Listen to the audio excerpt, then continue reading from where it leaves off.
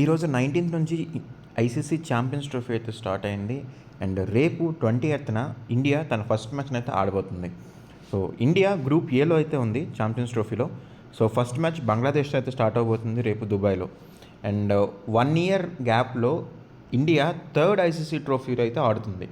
గత రెండింటిలో ఒక దాన్ని అయితే గెలిచింది అండ్ ఇంకో దాంట్లో ఫైనల్లో ఓడిపోయింది. సో 2003 వరల్డ్ కప్లో 50 ఓవర్ వరల్డ్ కప్లో ఓడిపోయింది ఫైనల్లో. అండ్ T20 వరల్డ్ కప్ని అయితే విన్ అయింది. అండ్ దీని తర్వాత February 19 నుంచి ఇప్పుడు టాప్ 8 టీమ్స్ తలపడే ఐసీసీ ఛాంపియన్స్ ట్రోఫీ కోసం అయితే సిద్ధమైపోయింది. సో దీంట్లో ఫస్ట్ నిలవాలంటే first group A, group B రెండు గ్రూప్స్ అయితే ఉన్నాయి. ఈ గ్రూప్స్లో ఇండియా గ్రూప్ ఏలో ఉంది.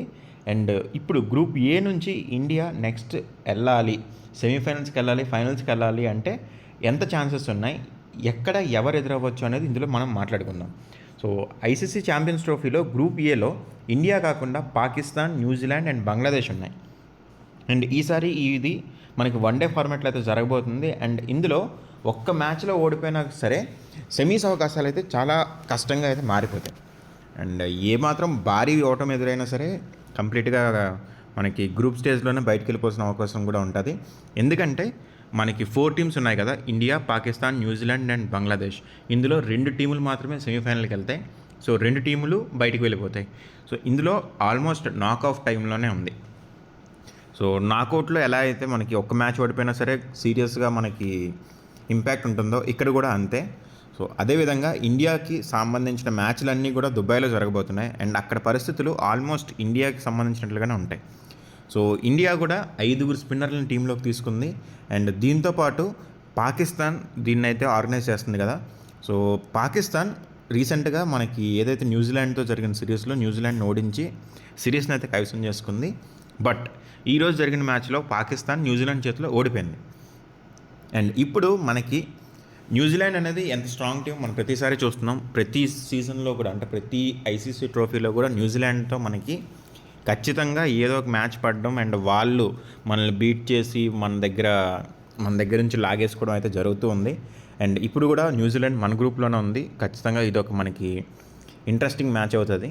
అండ్ పాకిస్తాన్తో మ్యాచ్ అంటే ఆబ్వియస్గా అందరికీ కూడా ఇంట్రెస్ట్ అయితే ఉంటుంది. అండ్ దీంతోపాటు బంగ్లాదేశ్తో ఫస్ట్ మ్యాచ్ అయితే ఆడుతున్నాం. అండ్ బంగ్లాదేశ్ని కూడా తక్కువ అంచనా వేయడానికి లేదు. వాళ్ళు కూడా ఎప్పుడైనా సరే సంచలనాలు సృష్టించడానికి రెడీగా ఉంటారు. అండ్ అలాగే February 20 మనకి బంగ్లాదేశ్తో మ్యాచ్ అయితే స్టార్ట్ అవబోతుంది. 2007 వరల్డ్ కప్లో ఇండియాని బంగ్లాదేశ్ ఓడించిందన్న విషయం మాత్రం మనం మర్చిపోకూడదు. అండ్ భారత్తో మ్యాచ్ అంటే బంగ్లాదేశ్ ప్లేయర్లు ఇంకాస్త జాగ్రత్తగా అయితే ఆడుతారు. సో ఇప్పుడున్న పరిస్థితుల్లో అయితే బంగ్లాదేశ్ గెలవడం అంత ఈజీ కాదు.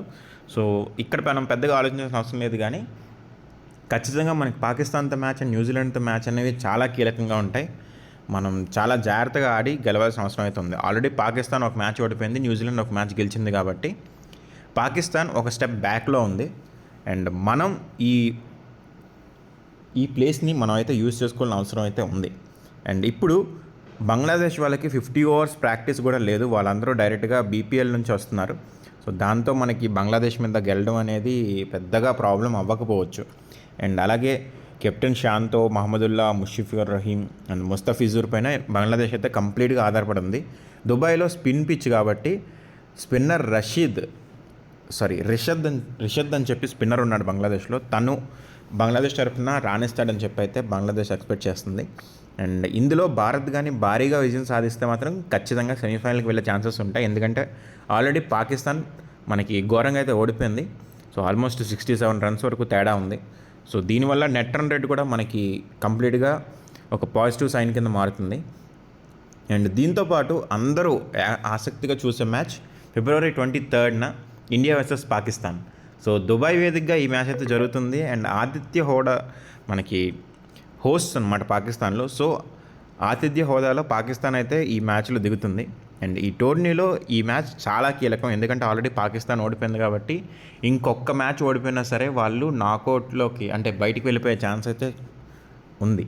అండ్ దీంతోపాటు మనకి తాజాగా ముక్కోనపు సిరీస్ ఫైనల్లో మాత్రం పాకిస్తాన్ ఓడిపోయింది. అండ్ ఆ మ్యాచ్ తప్ప మిగిలిన మ్యాచ్లన్నీ చాలా బాగా ఆడింది. అండ్ ఈరోజు న్యూజిలాండ్తో మ్యాచ్ కూడా ఓడిపోవడం జరిగింది. సో ఇక్కడ మనకి డిఫెండింగ్ ఛాంపియన్స్గా అయితే దిగుతుంది. ఎందుకంటే 2017 ఛాంపియన్స్ ట్రోఫీ ఫైనల్లో ఇండియా పైన పాకిస్తాన్ అయితే గెలిచింది. దాంతో డిఫెండింగ్ ఛాంపియన్స్గా అయితే పాకిస్తాన్ దిగుతుంది.